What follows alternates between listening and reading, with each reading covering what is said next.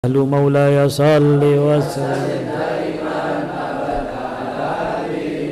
خير الخلق كلهم والحبيب ترجى شفاعته لكل هول من الأهوال مقتحم يا ربي بالمصطفى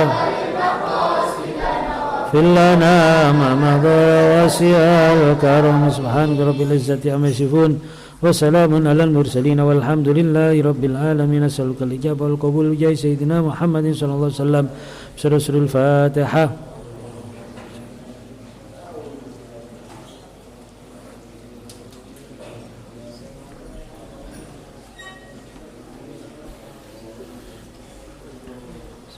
Assalamualaikum warahmatullahi wabarakatuh. Alhamdulillah wassalatu wassalamu ala rasulillah Sayyidina Muhammad ibn Abdullah wa ala alihi wa sahbihi man wala la hawla wa la quwata illa billah. Salamati dinina wa dunyana wa ukhrana wa biniyati du'al qabul ijai Sayyidina Muhammadin sallallahu alaihi wasallam. Susan ila Sayyid Al-Bin Sa'ad Basal Malik Al-Makil Hasan wa Biyasid Muhammad bin Sa'ad Basal Malik Al-Makil Hasan wal Imam Tikbidin Husaini wa Jamil Aimatul Mujahidin Aimatul Rasyidin Suli Mafur wa Syekh Ibdal Huquq Allah Allahumma yarhamhum wa yuli darajati fil jannah wa yanfa'una bima bi asrarihim anwarihim wa ulumihim wa nafahatin fid din wa dunyal akhirah. Bismillahil Fatihah.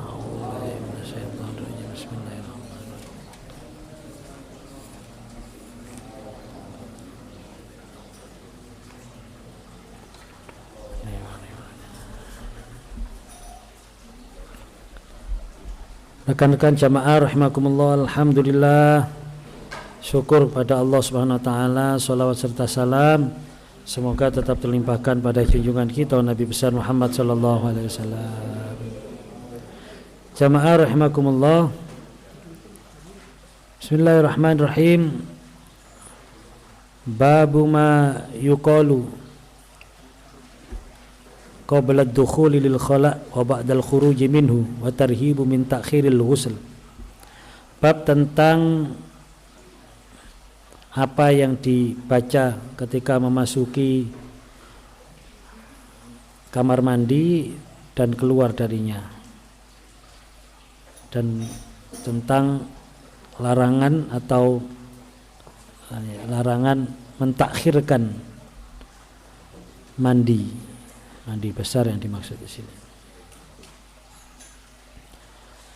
An Anas bin Malik radhiyallahu an qala kana Rasulullah sallallahu alaihi wasallam idza dakhala al-khala' qala Allahumma inni a'udzubika minal hubusi wal khaba'is. Rawahul Bukhari.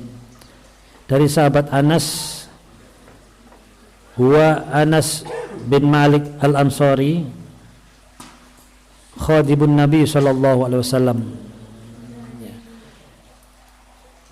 Beliau adalah Anas bin Malik al-Ansari, salah satu pelayan Rasulullah sallallahu alaihi wasallam, wa ahadul mukatsirina fil hadis, dan salah satu periwayat hadis yang banyak.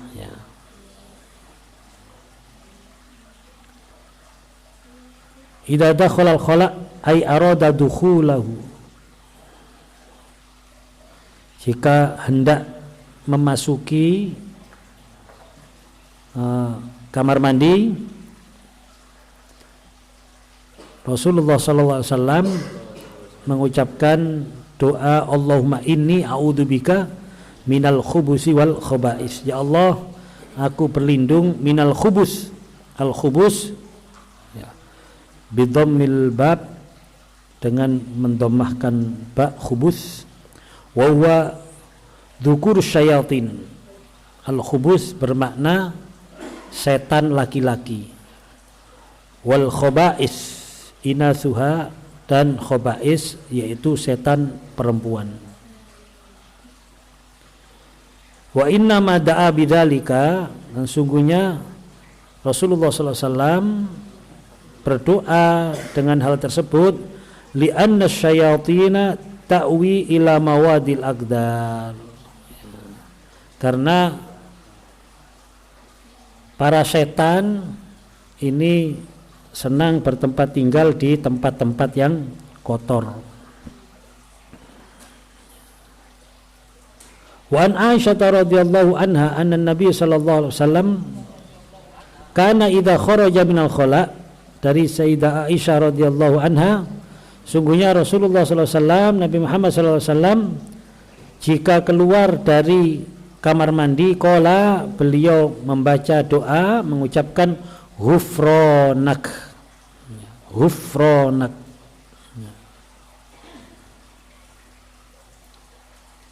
Akhrajahu Ahmad wa Abu Dawud.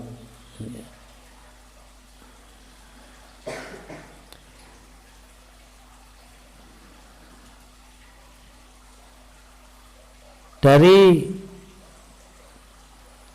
doa yang diucapkan oleh Rasulullah SAW ketika memasuki dan keluar dari kamar mandi ini, pertama, ketika kita membaca doa-doa tersebut, maka aktivitas kita ke kamar mandi ini mempunyai nilai ibadah. Seperti yang saya sampaikan, bahwa Allah SWT menegaskan wa ma khalaqtul jinna wal insa illa liya'budun. Kita oleh Allah SWT diberi kesempatan untuk hidup di dunia ini untuk beribadah kepada Allah, menghambakan diri kepada Allah. Lah, seorang hamba ini, identitas utama seorang hamba adalah patuh. Tugas seorang hamba yang paling utama adalah mematuhi, mengikuti perintah dari tuannya. Sehingga yang dimaksud dengan wa ma khalaqtul jinna wal insa illa liya'budun ini, bahwa selama hidup kita, apapun aktivitas kita harus kita warnai dengan nilai-nilai kepatuhan kepada Allah SWT. Atau paling tidak, apapun yang kita lakukan tidak boleh melanggar aturan-aturan Allah Subhanahu wa ta'ala. Jadi apapun yang kita lakukan, aktivitas apapun, sehingga yang dimaksud dengan illa liya'budun di sini bukan berarti kita ketika kita sholat, ketika kita membaca Al-Quran, ketika kita menghadap kiblat dan membaca aurat atau kalimat-kalimat thayyibah, atau ketika kita melakukan perintah-perintah ibadah mahdho, ya ibadah yang sudah ditentukan oleh syariat. Bukan itu saja, tapi ketika apapun kita melakukan segala sesuatu, aktivitas apapun, hatta sampai di sini kita mau buang hajat, yang namanya ke kamar mandi ini, apalagi bangun tidur pagi, itu pasti sudah dipastikan yang pertama kali kita tuju adalah kamar mandi, ya, itu pasti. Siapapun itu, tidak peduli dia itu Islam atau non muslim, itu manusiawi. Secara biologis manusia ini kalau pagi hari itu pergi ke kamar mandi. Berarti kan ini sebuah aktivitas yang wajar, yang alami, ya. Loh, ini loh, kalau kita warnai dengan nilai kepatuhan kepada Allah, maka di sini mempunyai nilai ibadah. Dengan apa? Dengan kita mencontoh bagaimana cara Rasulullah SAW memasuki kamar mandi. Karena mengikuti Rasulullah SAW ini juga merupakan bentuk ubudiyah kita kepada Allah Subhanahu wa ta'ala. Karena ini perintah, kul in kuntum tuhibbunallah fattabi'uni yuhibbukumullah. Bahkan mengikuti mengikuti atau mencontoh perilaku Rasulullah SAW dalam segala hal sekecil apapun, ini menunjukkan kecintaan kita kepada Allah Subhanahu wa ta'ala. Qul in kuntum tuhibbunallah, jika kamu mengaku cinta kepada Allah, fattabi'uni, maka ikutilah Rasulullah. Ketika kita mengikuti Rasulullah, sekecil apapun yang kita ikuti dalam hal apapun, ini akan menunjukkan, ya, sebagai indikasi bahwa kita cinta kepada Allah Subhanahu wa ta'ala, sehingga di situ ada nilai ibadah. Jadi ke kamar mandi kita kalau kita warnai dengan ittiba Rasul, maka di situ ada nilai ibadahnya. Kalau tidak kita warnai dengan ittiba Rasul, ya hanya sebagai sebuah aktivitas biologis. Ya pokoknya ngoyo, pokoknya buang kotoran, pokoknya bersih-bersih, ya sudah, sama dengan yang lainnya, sama dengan orang-orang non muslim melakukan itu semuanya. Lah kita umat Islam tidak, dengan kita podo-podo mlebu jeding, podo-podo buang hajat. Kalau kita warnai dengan doa, misalnya dengan Allahumma inni a'udzubika minal khubuthi wal khoba'is, baru masuk kamar mandi. Di sini bukan masuk kamar mandi waktu masuk di dalam, tapi di luar. Makanya di sini disebut idza dakhalal khala ay arada dukhulahu. Jika hendak memasuki, berarti masih belum masuk, kita ucapkan Allahumma inni a'udzubika minal khubuthi wal khoba'is. Kemudian ketika kita keluar, kita mengucapkan ghufranak, ya, yang berarti di sini as'aluka sitro dambi, ya Allah, saya memohon Engkau menutup dosa-dosaku, ya. Wa alla tu'akhidni bihi, dan Engkau tidak menuntutku dengan dosa-dosaku itu, ya. Jadi ini mengandung kalimat yang pendek ghufranak, ini mengandung pengertian as'aluka sitro dambi wa alla tu'akhidni bihi, ya, mengandung doa semacam itu. Dengan kita mengucapkan itu saja, loh, jedinge awan sudah merupakan media kita beribadah kepada Allah. Jedinge tok kuwi media ibadah kepada Allah. Caranya dengan semacam ini. Allahumma inni a'udzubika minal khaba'isi wal khoba'is, keluar ghufranak. Ada yang lebih lengkap lagi, ghufranak alhamdulillahilladzi adhaba anil ada wa afani. Ghufranak saja sudah cukup, itu sudah menunjukkan apa, atau sudah mengekspresikan sebuah doa, ya. Makanya ini merupakan salah satu bentuk rahmatnya Allah Subhanahu wa ta'ala. Dengan seperti ini kita sudah melakukan ibadah. Sehingga yang dikatakan wa ma khalaqtul jinna wal insa illa liya'budun ini bukan sesuatu yang sulit, bukan sesuatu yang tidak mungkin. Karena apapun bisa kita warnai dengan ibadah. Bayangkan jedingit tok itu sudah di ibadah. Belum lagi ketika kita melakukan seperti yang kita bahas sebelumnya, bagaimana adab kita ketika kita buang kotoran, terus kita mensucikan, semua itu penuh dengan ibadah. Jadi kamar mandi kita itu sebagai sarana kita ibadah, sebagai tempat kita beribadah, yaitu tempat kita buang air dan bersuci atau bersesuci atau toharo, itu juga ibadah. Kemudian masuk dan keluarnya kita berdoa, itu juga ibadah. Sekaligus di sini juga mengingatkan kita supaya kita waspada dengan apa? Dengan setan. Dengan setan yang memang setan ini diciptakan oleh Allah SWT, salah satunya ya untuk menjadi rival kita, untuk menjadi salah satu penghalang kita. Dan setan ini memang diciptakan oleh Allah untuk sebagai musuh, ya. Inna syaitana lakum, Allah sendiri yang mengungkapkan ini. Inna syaitana, sesungguhnya setan, lakum, untuk kalian. Berarti setan ini diciptakan untuk manusia, bukan untuk siapa-siapa, untuk manusia, untuk kita. Sebagai apa? Aduun mubin, sebagai musuh. Mubin itu musuh yang bersifat laten, jadi tidak boleh kita lengah. Jadi selalu waspada, musuh bebuyutan, musuh laten, ya. Ini apa? Aduun mubin.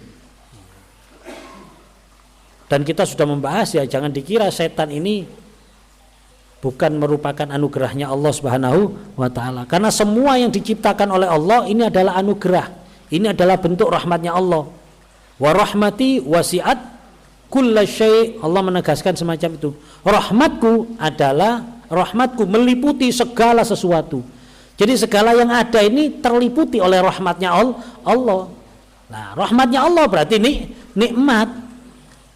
Sehingga setan sendiri ini adalah ciptaan Allah yang mempunyai fungsi untuk kita, yang mempunyai manfaat untuk kita. Sebagai apa? Sebagai aduun, sebagai musuh.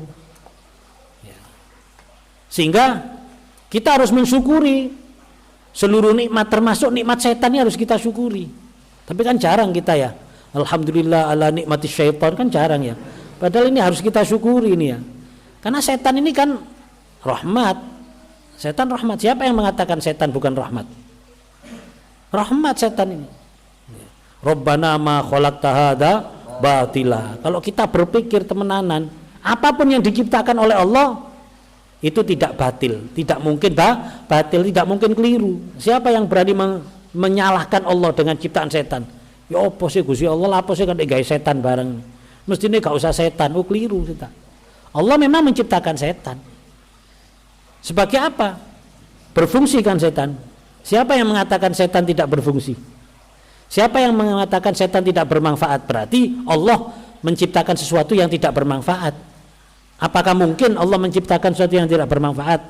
Mungkin tidak kira? Tidak mungkin. Pasti yang diciptakan oleh Allah itu pasti bermanfaat. Rabbana ma khalaqta hadza batila.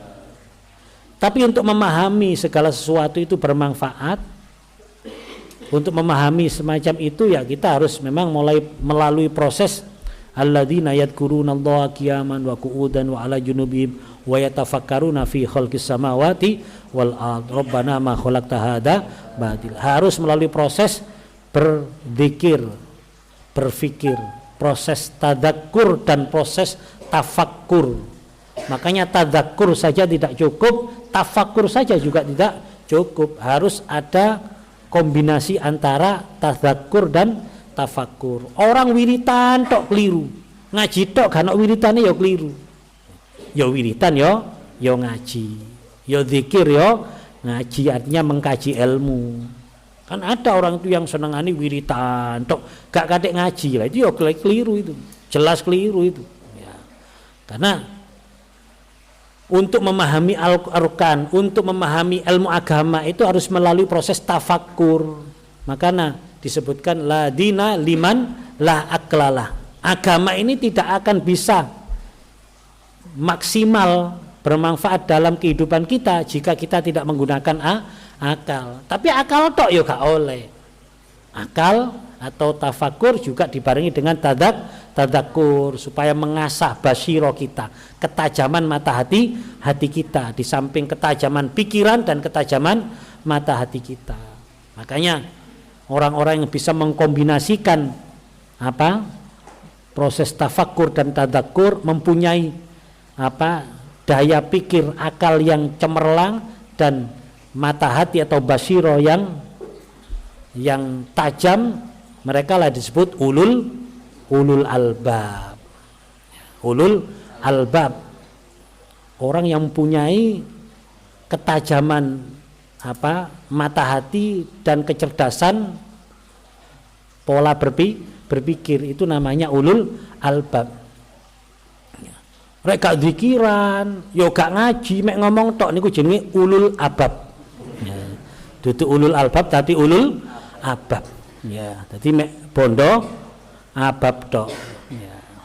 Nah, inilah makanya di dalam memahami ilmu agama itu harus harus ada proses berpikir. Ngaji itu penting, zikiran juga penting, wiritan juga penting. Tapi ngaji juga penting, harus itu. Ya.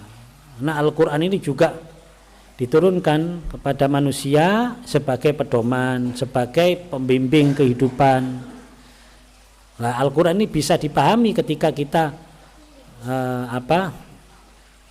membaca Al-Qur'an dibarengi dengan proses tadabbur dan tafakkur. Nek bahasane wong tuwek-tuwek maca Qur'an angen-angen sak maknane. Baru ini akan kita dapatkan hikmah-hikmah Al-Qur'an. Nah, yang sering kan kita hanya maca Qur'an cepet-cepet khatamani. Kita dengan bangga dengan penghataman Al-Qur'an, tapi kita tidak ada upaya ikhtiar untuk mentadaburi Al-Qur'an. Ini yang bahaya ini. Sehingga bolak-balik khatam Qur'an, bahkan tidak perlu hafal Qur'an, tetapi tidak mengerti apa isinya Al-Qur'an. Kalau tidak mengerti isinya Al-Qur'an, ya berarti dia tidak akan bisa melaksanakan Al-Qur'an. Bagaimana bisa melaksanakan kalau tidak mengerti isinya Al-Qur'an? Bagaimana dia bisa mengamalkan Al-Qur'an kalau dia tidak mengerti maksudnya dari Al-Qur'an, dari ayat-ayat Al-Qur'an atau firman-firman Allah tersebut? Nah, kembali lagi setan, berarti setan ini ada manfaatnya. Setan ini merupakan rahmatnya Allah. Setan ini merupakan bentuk kasih sayang Allah SWT. Ya. Sehingga cara kita mensyukuri nikmat, seperti yang sering saya sampaikan, pernah saya sampaikan, mensyukuri nikmat itu adalah memanfaatkan atau menggunakan pemberian sesuai dengan tujuan si pemberi. Itu namanya memanfaatkan, itu namanya syukur. Jadi ibaratnya dikai sandal ya dikai di nisor, ya, dikai kopiah dikai di dhuwur, jek diwalik dikai sandal disuwun, ya. Itu namanya ndak syukur. Ya. Jadi syukur itu menggunakan sesuai dengan tujuan si pemberi. Kalau Allah sudah memberi setan, tujuannya apa? Manfaatnya apa? Fungsinya apa? Aduun, sebagai musuh.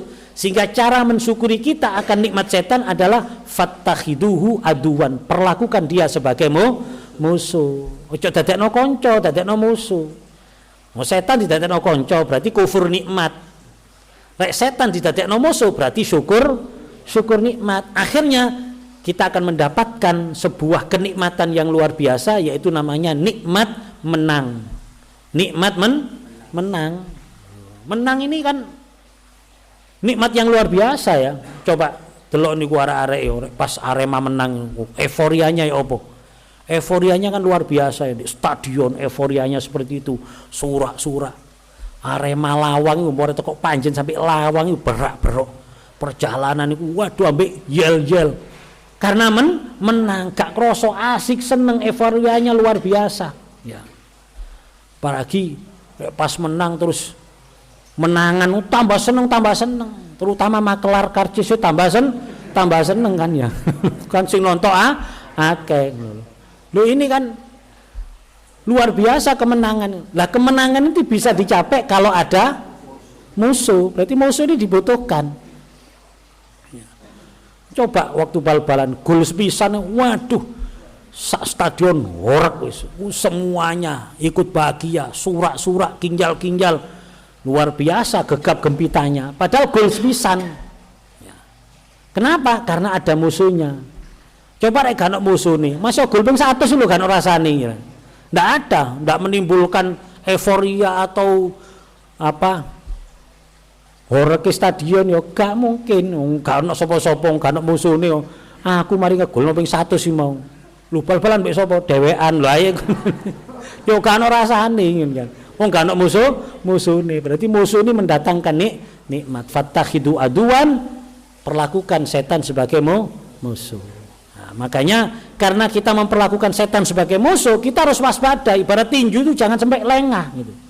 Jangan sampai lengah karena musuh kita akan berusaha semaksimal mungkin untuk menjatuhkan kita, untuk mengalahkan kita, dengan jab, uppercut atau dengan strike. Pokoknya terus dia bergerak melihat celah kelemahan kita. Melihat kelemahan kita. Saat kita lemah, saat itulah musuh masuk untuk menyerang kita. Sehingga kita harus waspada. Lah salah satu tempat kelengahan kita itu waktu di kamar mandi. Karena ketika kita di kamar mandi jarang kene iku eling Gusti Allah. Kamar mandi wiritan yo gak pantes. Kate nyekel tasbih yo gak pas ngono. Apalagi wis moro coplok-coplok, mudo sing didelok yo wis waduh. Oh. Awake gagal lho. Wis lali kabeh pisan lah. Saat ghafil, saat lupa semacam itu, saat orang ini sudah tidak ingat sama Allah, disitulah saat-saat kita lengah. Sehingga saat itu setan sebagai musuh kita itu mengincar kita, ini biasanya di jeding lengah. Plus setan itu seneng di ini barang-barang di tempat-tempat kotor, tempat-tempat kotor. Ya. Makanya supaya setan itu tidak begitu kerasan di jedingnya awaan, ya jedingnya sing bersih. Kalau jeding itu kotor, ya itu nanti gampang apa? Setan itu seneng di situ. Ya. Makanya apa?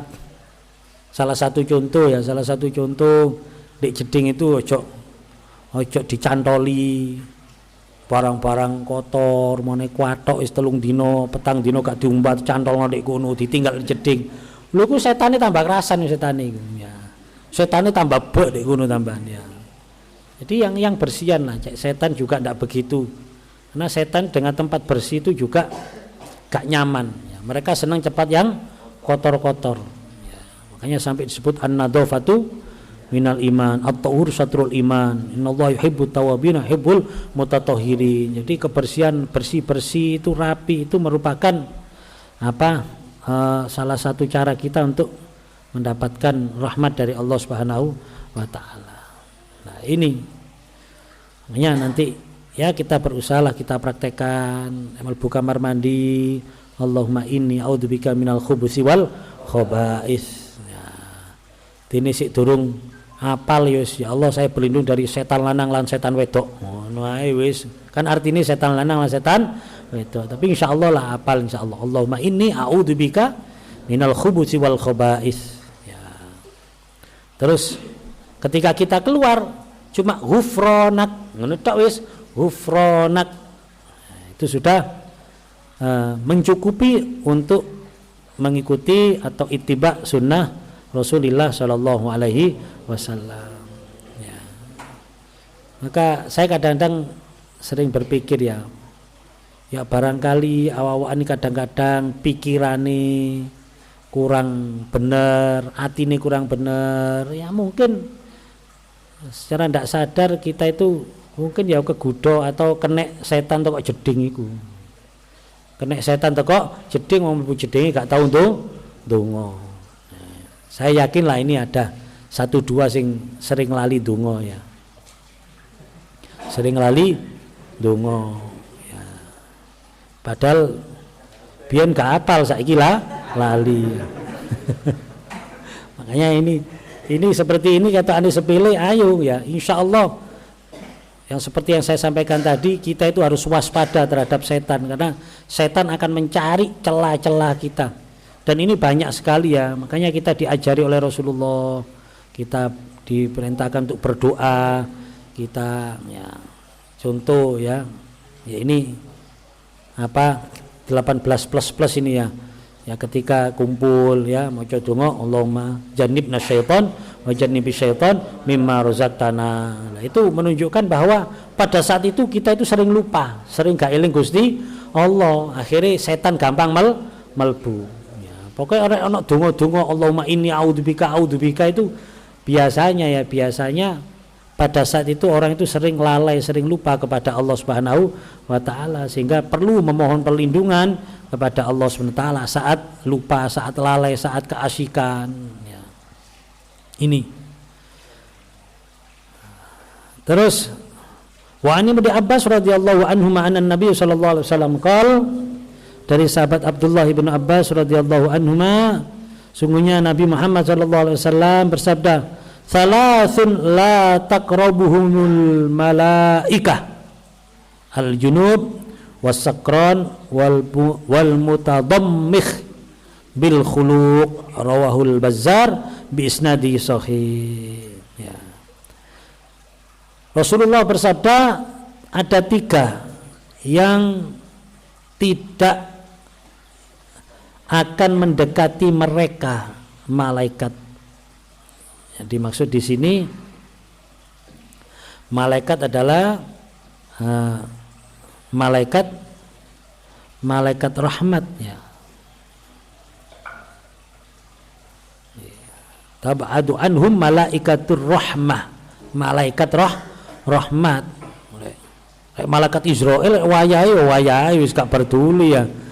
Ya, malaikat Israel mungkar nakir wis gak tedeng-aling-aling siapapun kalau sudah waktunya.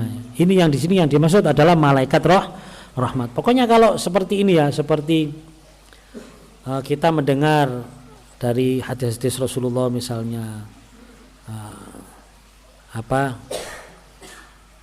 maka akan didoakan oleh malaikat, akan dilindungi oleh malaikat, akan disenangi oleh malaikat ya. Malaikat-malaikat yang tidak beridentitas itu adalah malaikat rahmat ya. Dan malaikat rahmat itu banyak sekali ya. Malaikat rahmat itu banyak sekali. Termasuk Rasulullah pernah mengingatkan Sayyidina Ali, ya Ali, wahai Ali, lam yadkhulil malaikatu baitan, wahai Ali, tidak akan masuk sebuah rumah malaikat. Lam yadkhulil malaikatu baitan, tidak akan masuk malaikat pada sebuah rumah. Yang di sini disebut malaikat rahmat, ya, malaikat yang membawa rahmat. Fihi akun liwalidahi, kalau di dalam rumah itu ada orang yang durhaka kepada orang tuanya. Ya. Makanya kadang-kadang rumah tangga kok koyok ngene. Nah, itu salah satu penyebab yang sering menjadi latar belakang permasalahan itu adalah salah satu di antara dua orang tersebut, atau dua-duanya lebih parah kalau ini. Salah satu tidak berbakti kepada orang tua. Itu beberapa kali ya, waktu sowan ke yai itu, pas ada orang yang curhat, yai kula kok ngeten, rumah tangga kula ngeten. Yang pertama kali ditanyakan yai itu, ya apa hubunganmu ambek wong tua, ya apa hubunganmu ambek moro tua. Nek kali tiang sepa sae yai, cuma kali moro tua kula niki gegeran tok, lah iku apa? Nah, iku salah satu penyebab rumah tanggamu morat-marit ya iku ambek wong tua. Ya, jadi wong tua ini luar biasa ya. Ini makanya juga sebagai introspeksi diri kita ya. Apa iki wong tua. Wong tua kula sampun sedo, kan ada cara berbakti kepada orang tua yang sudah meninggal dunia. Sudah. Ada 3 orang yang tidak didekati oleh malaikat rahmat. Ya. Apa itu? Siapa itu? Al-junub. Junub, orang yang junub. Wa al-mutalabbis bil janabah, yaitu orang yang terkena, yang masih kena jinabat. Ya, jinabat durung adus itu tidak dikati malaikat. Terus wasakron, orang yang mabuk. Wa man yasta'malu ma yuskiruh, menggunakan sesuatu yang bisa menjadikan dia mabuk, mendem. Fayazilu akluh, maka hilanglah akalnya, kesadarannya. Jadi yang orang yang menggunakan apapun itu yang menjadikan dia mabuk itu hilang akalnya, bukan mabuk darat, lautan, udara, itu duduk mabuk apa itu namanya? Yo antimu ya. Lo enggak maksudnya iku apa iku jenenge? Mabuk kendaraan, sicir, mabuk kendaraan kan tidak hilang akal lah ya. Tidak hilang akal, yang hilang akal ya isikulah narkoba dan lain-lain itu. Terus wal ini ada istilah mutadammih ya. Mutadammih bil khuluq, orang yang mutadammih itu yang melaburi ya. Mutalatih yang dilaburi, yang ya melaburi itu. Al-khuluq, khuluq itu tibu ma'ruf rukkaba min za'faron wa ghairihi min sa'nin nisa ya. Minyak wangi yang apa ya, menyengat baunya. Kan minyak wangi ono sing kalem. Lah yang menyengat itu biasanya ada za'faronnya. Ya, za'faron itu minyak wangi sing menyengat. Biasa nih disenengi jin, jarine ngono, jarine aku gak ngono. Ya, itu za'faron. Jadi pokoknya minyak wangi sing menyengat lah, sing nyegrak, sing membuat orang tidak nyaman. Kan ada itu ya, minyak wangi sing koyo ngono iku ono. Ya. Terus gawe ini berlebihan ya. Jadi mutadammih itu gawe ini berlebihan kan, minyak wangi itu cukup. Ini ndak waduh disuntek ngono modele. Sampai numpak becak iku lho 3 dina sik mambu nek becak iki. Saking nemene oleh rek minyak wangian. Itu termasuk orang yang apalagi di sini adalah min sya'nin nisa, orang perempuan. Orang perempuan ini hati-hati ya. Tidak boleh sebenarnya. Ya, apalagi kalau tujuannya untuk menarik orang lain, itu sampai ada yang mengatakan dihukumi koyo zina. Dihukumi zina. Makanya wong wedok iku gak oleh terlalu wangi-wangi. Nah, kita sering melihat itu orang perempuan di Indonesia niki rodok ya ndak semuanya pasti ya, tapi banyak juga. Nah, di oma pakaiane wis ngono iku sak onoke, kadang daster bolong ketok keleke ngene digawe. Mambune wis apik. Kadang mambu spiritus. Tapi rek metu pas diundang mbok pakaian sing paling apik, minyak wangi, insyaallah. Ya. Numpak ya, numpak angkutan umum. Ya. Jadi yang diberi wangi dan diberi pakaian yang ya seperti itu adalah ya orang umum akhirnya. Bojone dikai daster bolong, padahal sing belanjani sing ini kan kualik ya. Beda dengan di daerah Arab sana ya. Daerah sana tidak seperti itu. Di Arab itu pakaian orang perempuan itu pakai ireng-ireng wis grubutan. Padahal sama nek jerone iku pakaiane macam-macam. Pakaian sing kerlap-kerlip sing luar biasa. Tapi untuk siapa? Ya untuk suami. Jadi koyok-koyok saya senang cara berpikirnya. Koyok-koyok ya, koyok-koyok mereka berpakaian woro-woro sanus. Koyok-koyok ais wong lanang liya gak pengaruh wis. Kayak irenge cukup kon iku wis gak perlu tak ketetok napa-apa ku. Kon gak belanjani aku, kon yo gak ngelampung-lampung, kon yo gak ya gak ngrumat aku, wong kon dudu sapa-sapaku. Lha apa aku mbraini gawe awakmu? Bareng teka bojone, lah iki sing belanjani aku, yo iki sing berhak menikmati keindahan dalam tubuhku. Loh, cara berpikirnya kan bagus ya. Kalau kita kan kualik ya. Bojo kadang mulai teko penggawean di kantor, konco-konco kantore waduh koyo ngono. Ngambune wangi Pak. Mulai ada grimis-grimis surup petengan pisan. Assalamualaikum sing bukakno gak suren. Waalaikumsalam sing lanang kagak astagfirullahaladzim pas aku sopo bu mambu pirtus sama nih uang tas strongking sama lo ini kan repot ya lo itu kan sering kalau kita pikir-pikir iya cara berpikirnya itu kurang bener aslinya sih bener sih di Arab kono saya kalau di delok-delok di Arab kan sering saya pas jalan-jalan pakaian api-api kelip-kelip padahal saya tidak pernah melihat pakaian itu dipakai oleh orang-orang Arab tapi aku dituku. Ketika saya tanya sama, lho iki digawe ndek endi wong gak tau ketok gawe iki gawe ireng-ireng kabeh. Yo gawe balto ireng-ireng tok ngene. Lah terus iki digawe, lho iki digawe di omah mbek bojone.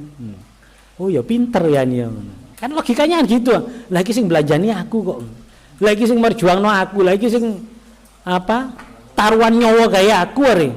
Kok tak kei daster bolong-bolong nek njopo.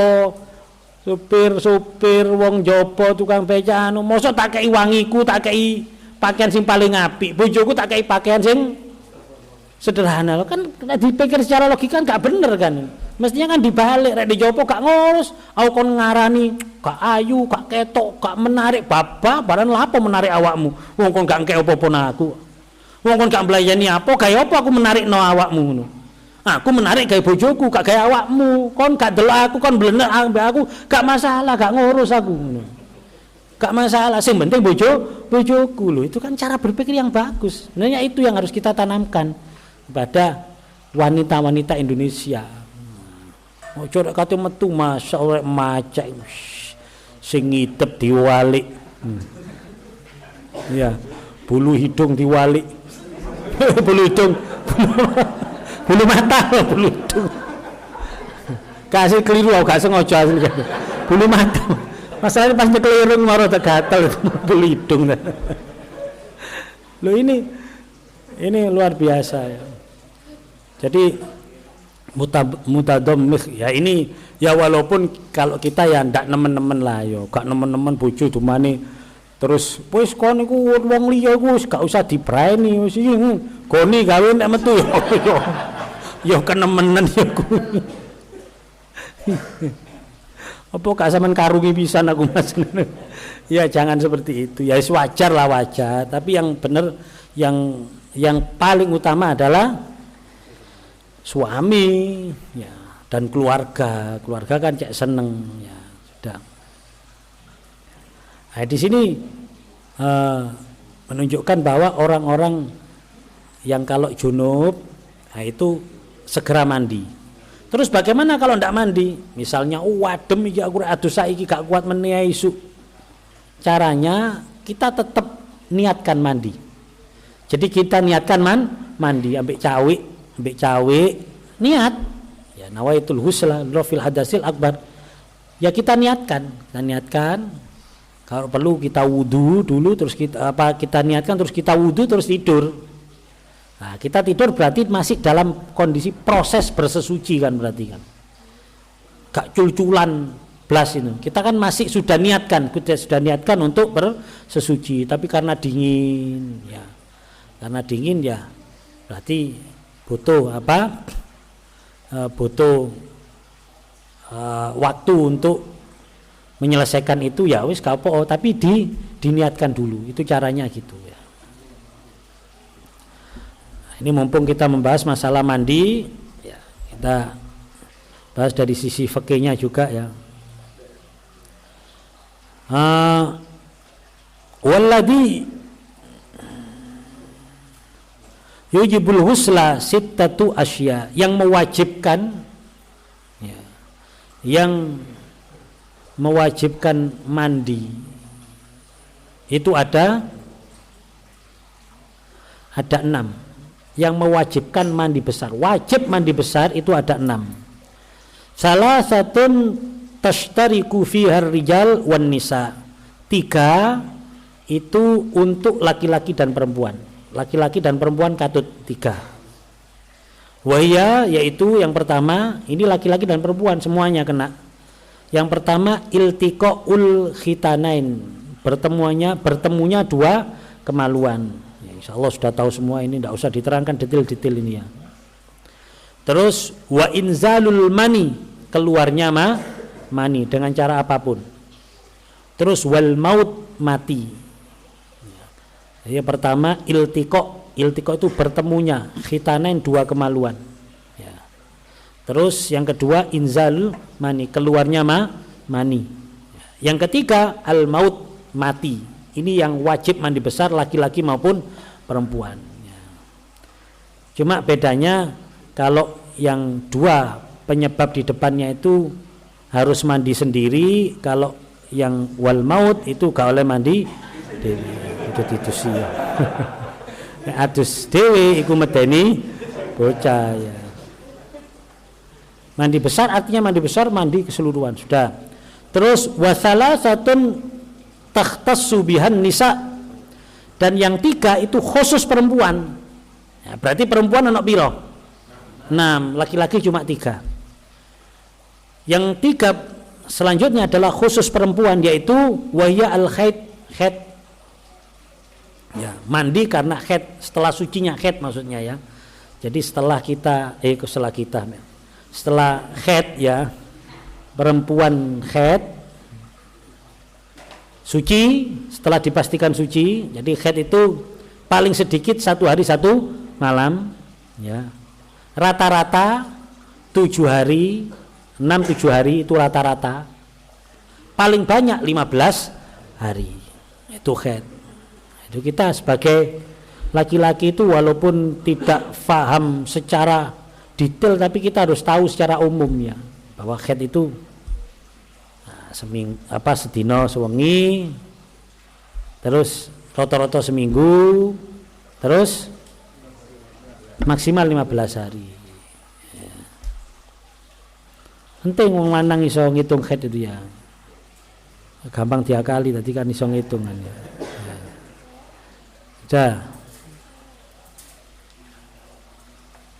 Terus wan nifas adalah darah setelah melahirkan. Lah nifas ini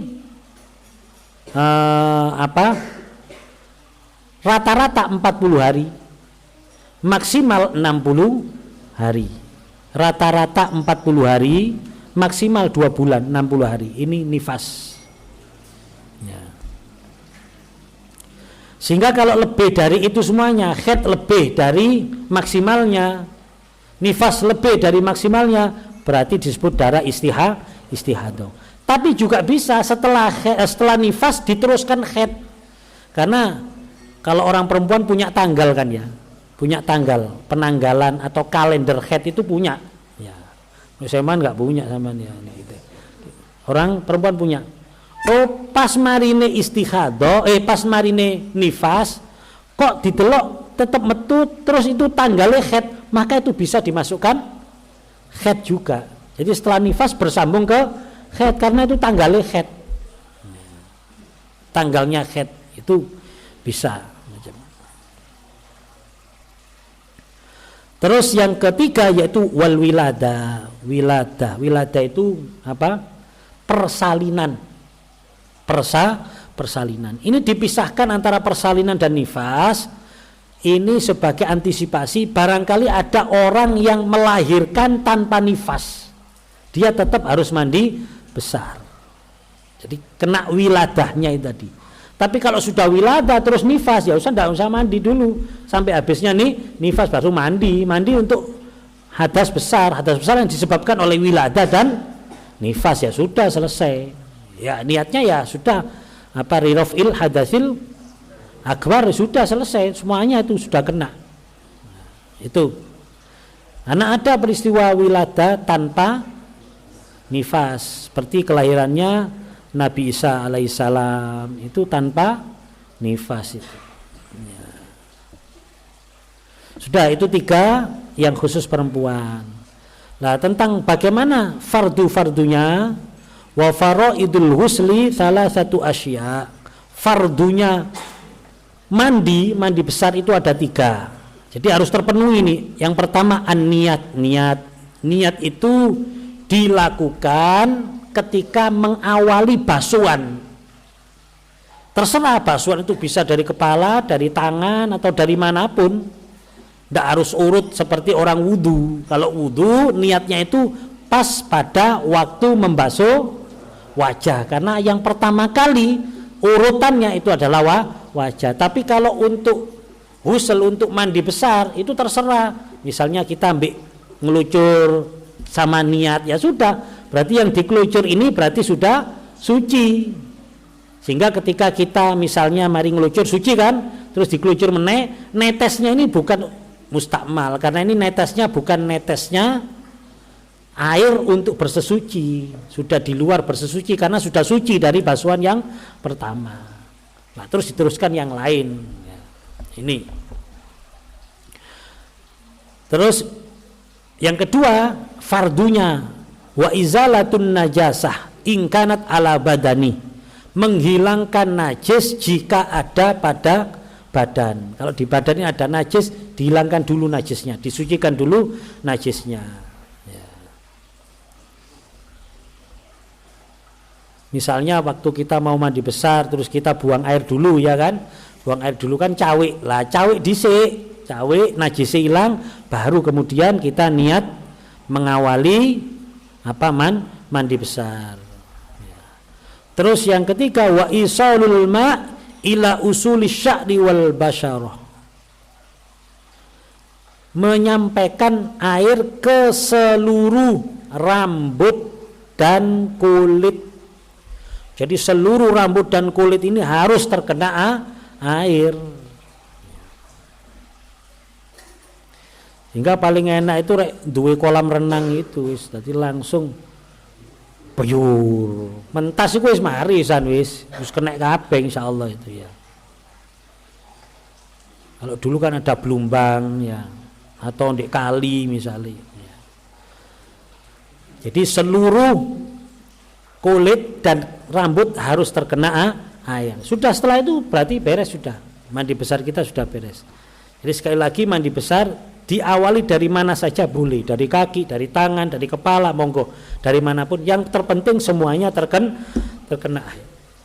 Terus wasunanuhu khamsatu asya. Sunnah-sunnah di dalam mandi besar itu ada 5, yaitu at-tasmiyah, membaca bismillah. Tentunya kalau ini di dalam kamar mandi yang ada tempat buang kotorannya, itu basmalah atau tasmiyahnya, bismillahnya di dalam hati, tidak diucapkan.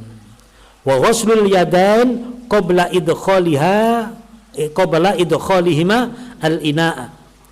Membasuh tangan sebelum memasukkan ke wadah. Barangkali airnya itu bertempat di wadah semacam jedingan, lah sak durunge nyeduk di jeding ini, karena air ini sebelum masuk ke jeding harus dibasuh dulu. Bukan harus, sunnah dibasuh dulu ya, dibersihkan. Terus al-wudu qablahu, sunnah dalam mandi besar itu wudu sebelumnya. Jadi sebelumnya itu wudu, itu sunnah. Terus wa imrarul yad alal jasad, dan menggosok-gosokkan, meratakan, menggosok-gosokkan tangan pada badannya. Ya kita sambil sabunan kan mesti menggosokkan ke seluruh tubuh ya. Sehingga kalau tidak digosok tidak apa-apa sebenarnya, tapi tidak mendapatkan sunnah seperti yang saya gambarkan, molbu tanggene kolam blung, mentas, anduan wis mari wisan. Ya. Itu dengan menggosok-gosokkan kita mendapatkan sunnah. Wal mualah, kemudian sunnahnya mualah. Mualah itu ya berkesinambungan, bersambung sampai selesai. Jadi langsung biar-biar mari entek. Lah yang tadi saya ceritakan kan tidak mualah. Kita niatkan dulu kan. Kita waduh wadem iki rek saiki adus saiki gak kuat rasane wis tak apa nyicil wis cawik tok. Cawik apa atau disiram sebagian tubuhnya atau tangan atau terserah sambil kita niat. Nah itu luhus lalirofil hadasil akbar illahi ta'ala. Sudah.